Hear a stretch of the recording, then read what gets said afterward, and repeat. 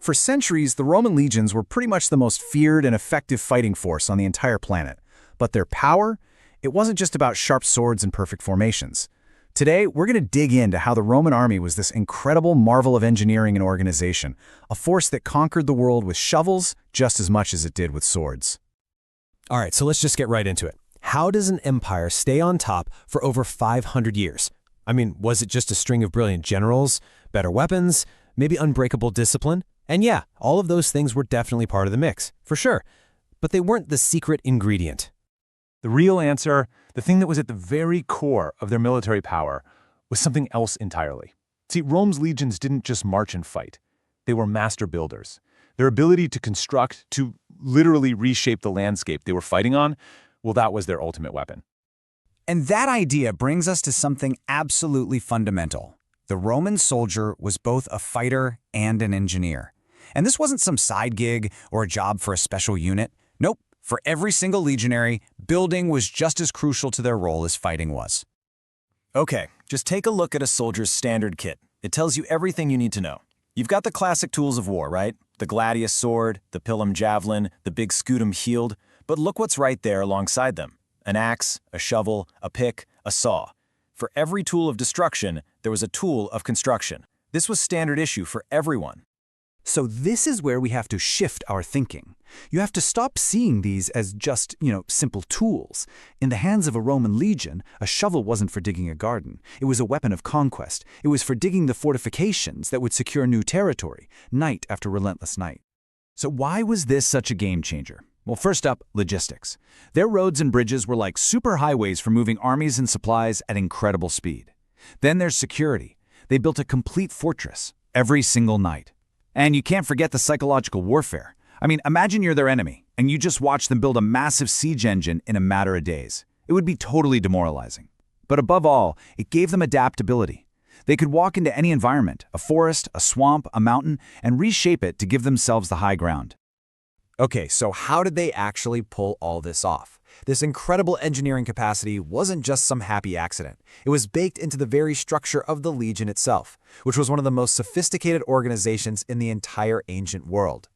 It was basically a machine built from standardized parts. The smallest unit was the Cutubernium. That's 8 guys who fought together, marched together, and shared a tent. 10 of those squads made up a century, led by a centurion. 6 centuries formed a cohort, and finally 10 cohorts, plus cavalry and other support staff, made up the legion. A force of nearly 5,000 men, all organized with this perfect, scalable precision. But you got to remember, this machine was run by men, and discipline was absolutely everything. Take the centurions. They were the tough-as-nails backbone of the army. There's a story about one who is nicknamed Cedo Alterum, which means, give me another. Why? Well, he had this nasty habit of breaking his vine staff, his symbol of rank, over the backs of his soldiers, and then just calmly asking for a new one. It's a brutal little story, but man, it shows you the kind of absolute authority these guys had. And it gets even more specialized. Within this structure, you had soldiers called immunes. These were guys who were exempt from all the boring daily chores because they had special skills. You had the Faber, who was a carpenter or blacksmith, the Architectus, who was the master engineer, and even the Medicus, the doctor. This was a true professional organization with some seriously deep expertise. And speaking of doctors, their medical service was just incredible for its time. Right there on the battlefield, you had trained medics called capsarii giving first aid. Their surgical kits were surprisingly advanced. We're talking forceps to pull out bone fragments, scalpels, needles. They even had a basic understanding of sanitation, using things like honey as an antiseptic dressing. A lot of the main forts even had their own dedicated hospitals. All of this kept the army healthy and ready to fight. Now here's a pretty fascinating, if kinda grim, side effect of all this. Because Roman soldiers suffered so many unique and terrible wounds in battle, military service was actually seen as a golden opportunity for doctors to study human anatomy in ways they just couldn't in civilian life. So, let's recap. You've got soldier engineers organized into this perfect fighting machine with tons of specialist support. Now let's look at what this incredible force could actually build, because this is where the military genius of Rome really shines. The Roman marching camp is the perfect example of this genius. Every single night when they were on the move, even deep in friendly territory, the legions would build a completely fortified camp, I'm talking a deep ditch, a tall earthen wall topped with a fence of sharpened stakes. It was an instant fortress that they could assemble in just a few hours. It made the army practically invincible while they rested.